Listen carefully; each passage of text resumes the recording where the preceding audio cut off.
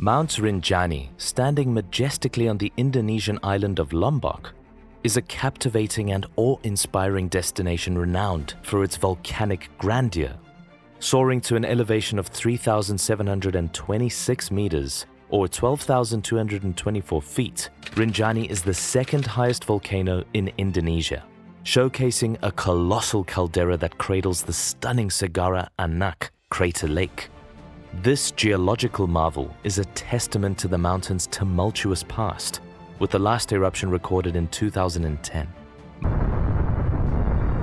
Mount Rinjani's volcanic nature has shaped the landscape into a breathtaking mosaic of rugged terrains, lush forests, and surreal plateaus. Adventurous souls are drawn to its challenging trails, seeking to conquer the summit and relish panoramic views that extend to neighboring Bali and Sumbawa. The mountain, considered sacred by locals, also holds cultural significance, hosting traditional ceremonies and rituals. With its compelling blend of natural beauty and geological mystique, Mount Rinjani beckons explorers to immerse themselves in its captivating allure and discover the dynamic forces that have shaped this iconic volcano. Approximately 3.5 million people live on the island of Lombok, so with all these people sharing their island in such close proximity to a massive volcano, how have they fared over the generations? And how have they come to coexist with this geological wonder? Before we take a look, please make sure to hit the like button and subscribe to the channel for more volcanic content. Now, let's take a look at Gunung Rinjani. Volcanic history. Rinjani formed from an eruption in the 13th century of nearby Mount Samalas, which like many mega eruptions resulted in failed harvests and global coolings. 1847 saw the earliest recorded historical eruption. Prior to it, this was a relatively distant area, which accounts for the paucity of documents. Between 1994 and 1995, however, there was a flurry of activity that caused the crater cone Gunung Baru, known as Gunung Barujari, or otherwise known as Finger Mountain, to continue growing. This specific event was the deadliest on record from Gunung Rinjani. We'll take a look at this particular eruption and its effects on Lombok's inhabitants a bit later. Gunung Barujari resumed activity on April 27, 2009, and that activity lasted until May 2009.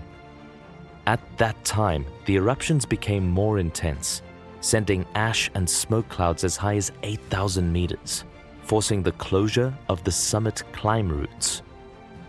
For the activity from May to December 2009, a volcanic explosivity index (VEI2) rating was given.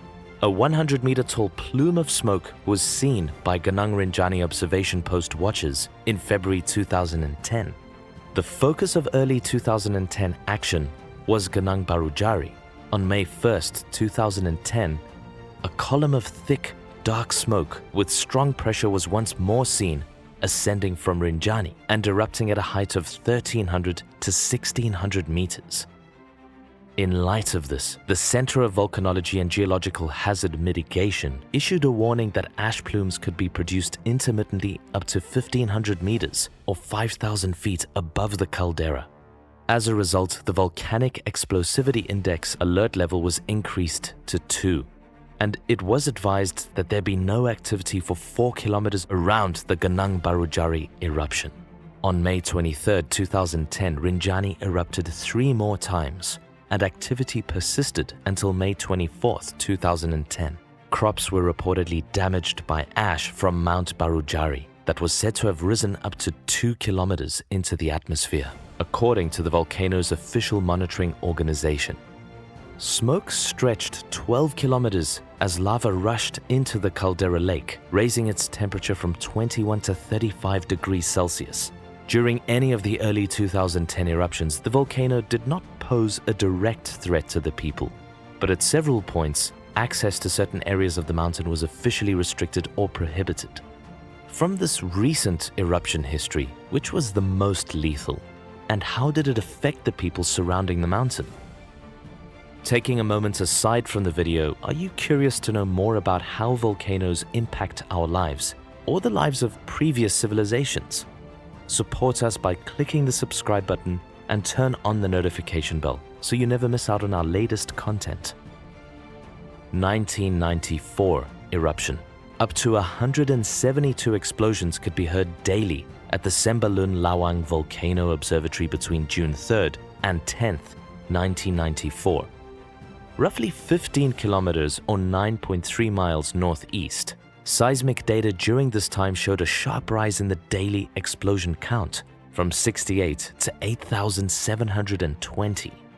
Through June 19, 1994, eruptions continued unabated, reaching maximum ash plume heights of 2,000 meters or 6,600 feet between June 9th and June 11th, 1994. The Barujari Cone's crater bottom was observed to be glowing in May 1994. At that point, there had not been any notable activities since August 1966.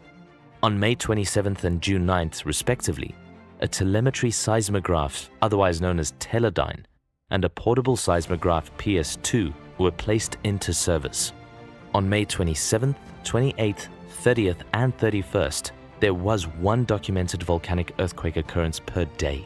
Records of Rinjani's eruptive history between June 3, 1994 and November 21, 1994 show activity assigned a volcanic explosivity index VEI rating of 3, with the area of activity indicated as Ganang Barujari.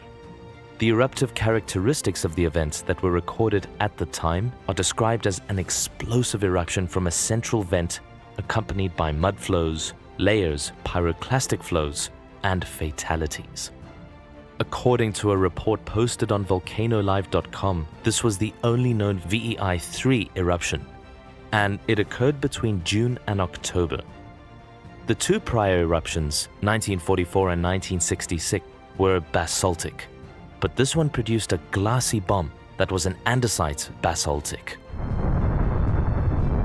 In April 1994, the lake's temperature was 31 degrees Celsius near the active Barujari Cone and 20 degrees Celsius on the western side. On October 9, 1994, the temperature was 36 degrees Celsius and 31 degrees Celsius respectively. On October 9th, declining lake levels, around 3 meters in decline, were observed. A frigid lahar from the summit region descended the Kokok Jengak River on November 3rd. 30 residents of Aikmel village died while gathering water from the river. One person is still unaccounted for. There were no reports of village damage, however. And at the time, according to volcanologists, strong rains could also have caused more lahars. Sociological and ecological landscape. The mountain's mid and lower levels are mostly covered in forest, but the hills above the tree line are made of volcanic rock and rocky, desolate, scree slopes. From the caldera rim, the sunrise and views of the crater lake are truly breathtaking. Views of Sumbawa to the east and Bali to the west are available from the absolute peak. Culturally, Rinjani has had a massive influence on the people of Lombok, specifically the Sasak tribe people. According to the abstract introduction of a research paper published on Science Direct, the study examines, quote, the relationship between a system of traditional and indigenous knowledge called Subawe, social capital, and disaster risk reduction. The Sasak tribe in Lombok has an intricate ontological system of jinn, spirits, and deities that are part of their social capital and network. Through different channels, some of the Sasak feel, dream, and experience spiritual nodes of energy. This sensation is called Subawe. They receive these through dreams, songs, verses, possessions, and sensory experiences. Furthermore, during and after the earthquakes, members of society received messages that Dewi Anjani, the spirit queen of Lombok, created the earthquakes as punishment for desecrating her home, Mount Rinjani. The largest faith-based organization in Lombok, Nahdlatul Wathan, embraces localized forms of Islam and types of traditional knowledge and stories. Through their widespread network on the island, they conveyed the stories and verses of old about Subawe, previous disasters, and the messages brought through a belief system based on other dimensional planes, Alam Gaib. As a result, heightened social capital was observed throughout the island in terms of aid, relief, and trauma healing. Data is gathered through interviews, participant observation, group sessions, document analysis, and oral histories. This article is written based on the ethnographic and anthropological research in Lombok, Indonesia, during and after the August 2018 earthquakes, and a second and third entry in 2019 and 2022. End quote. You can, of course, find the link to the study in the description below. It's quite interesting as it describes how local people have been influenced by such natural disasters and how it's created a specific cultural identity, which is exactly the link that we're interested in understanding on this channel. In conclusion, Mount Rinjani stands as a testament to the profound beauty and geological significance that nature can embody. Its towering peak, steeped in volcanic history, creates an alluring and challenging playground for adventurers and nature enthusiasts alike. As one navigates its winding trails, dense forests, and surreal landscapes, the mountain reveals not only its breathtaking vistas, but also the resilience of life that thrives in its diverse ecosystems. Moreover, Mount Rinjani serves as a cultural touchstone, with local communities venerating its majestic presence through traditional ceremonies. Its cradle, the Segara Anak crater lake, mirrors the dichotomy of destruction and renewal that characterizes volcanic landscapes. The allure of Rinjani extends beyond physical conquest, inviting those who embark on its trails to connect with the Earth's dynamic forces and ponder the intricate dance between destruction and creation. In the shadow of Rinjani's peaks, one discovers not just a volcanic giant, but a living testament to the interconnectedness of geological wonders, cultural heritage, and the enduring spirit of exploration.